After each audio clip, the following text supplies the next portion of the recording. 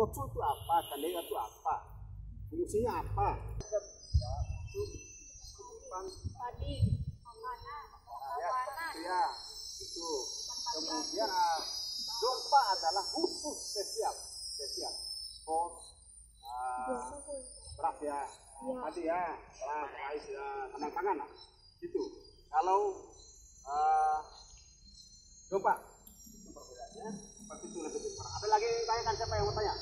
Kalau zaman Belanda kerja rodi, zaman Jepang kerja apa namanya? Kerja paksa ya? Kerja paksa, tahu nggak itu? Sudah tahu atau belum tahu ini? Sudah tahu.